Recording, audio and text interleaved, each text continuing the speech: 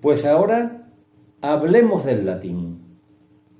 ¿Qué tendrá que ver el latín con la comunión de los santos? Me dirá alguno.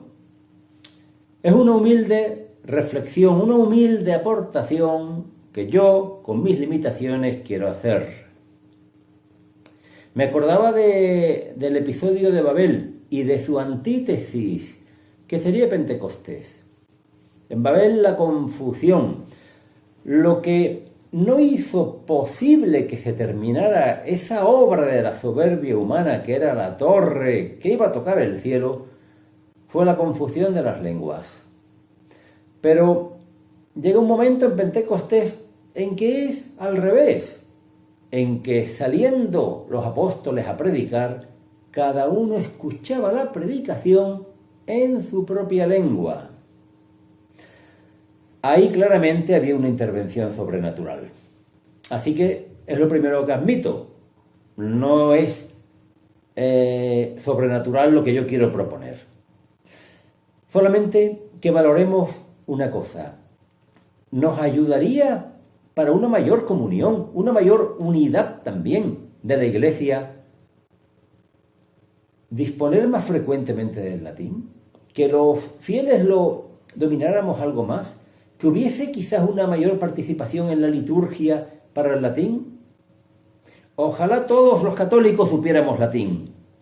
Ojalá, si yo voy a una misa en Alemania y me meto a celebrar con mis hermanos alemanes, pudiera enterarme de todo o casi todo bastante bien, ¿no? Perfectamente. Y si fuera a Roma, y si fuera a Berlín, y si fuera a Lisboa, y si fuera donde vaya. Y al revés, los que vengan a nosotros. Esto sí que sería estupendo, porque es como un signo más de la unidad de la Iglesia, de la unidad de la Iglesia peregrina. En el cielo no necesitaremos lenguas para entendernos, pero ahora sí. Ciertamente, durante mucho tiempo, el pueblo se estaba perdiendo gran parte de la liturgia y de la palabra de Dios debido a que no entendía el latín. Y para ayudar, la Iglesia autorizó el uso de la lengua vernácula. Porque esto lo quiero aclarar. La Sacrosanctum Concilium, la Constitución Sacrosanctum Concilium, no prohibía el latín, sino que autorizaba el uso de la lengua vernácula. Después pasaron una serie de cosas, en las que no quiero entrar ahora. A donde quiero llegar es a que el hecho de disponer de una sola lengua nos ayudaría mucho. Si el pueblo se perdía parte de la liturgia y de la palabra, la culpa no era del latín, sino del desconocimiento del latín. Humildemente pienso que la Iglesia debe fomentar que conozcamos esta lengua, que no es una lengua muerta sin más, que es la lengua oficial de la Iglesia. Y siendo la lengua oficial de la Iglesia nuestra madre, lo lógico es que la conozcamos. Y de esta forma tengamos más comunión.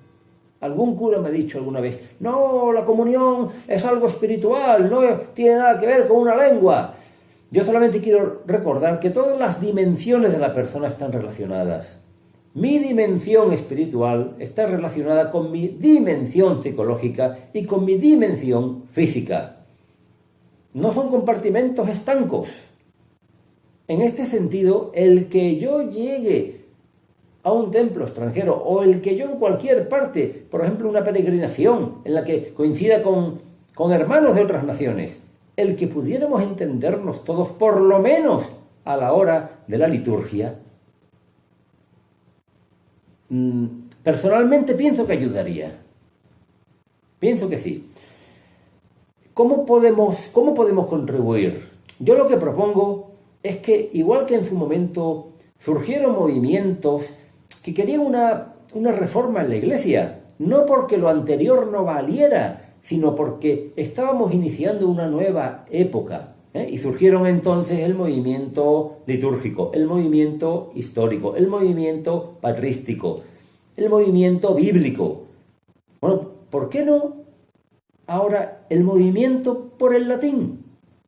Porque para que la jerarquía se mueva en algunos aspectos, es necesario que ese movimiento empiece antes por la base. Hermanos, no descartemos, no le demos el carpetazo al latín. Durante siglos y siglos lo ha usado la Iglesia como lengua principal, como lengua de la liturgia. Así que no tenemos que darle un carpetazo. Podemos ver si circunstancialmente puede ser mejor usarlo o no usarlo, pero nunca darle el carpetazo, porque es que resulta que durante siglos eso ha valido. ¿Y por qué no va a seguir valiendo? El problema, repito, no es el latín, sino el desconocimiento del latín. Si las autoridades públicas no fomentan en los jóvenes el conocimiento del latín, al menos por nuestra cuenta, hagamos lo que podamos. No se le puede decir a un párroco: oye, ¿te importa que cuando terminemos la misa cantemos a la Virgen? Mira, por ejemplo, y ahí podemos meter la salve en latín, por ejemplo. Cuando nos reunamos en grupo, ¿no? Por lo que sea, estamos en un taller, en lo que sea. Llegan las 12 del mediodía. Si vamos a rezar el Ángelus, no podemos ir acostumbrándonos a rezarlo en latín con el papelito por delante hasta que se nos vaya quedando. Y entonces yo puedo rezar el Ángelus sin problema al lado del italiano, del austríaco, del griego, del africano, del canadiense. Hermano, ¿qué hay de malo en eso? ¿De verdad no nos ayudaría? Lo dejo ahí para la reflexión.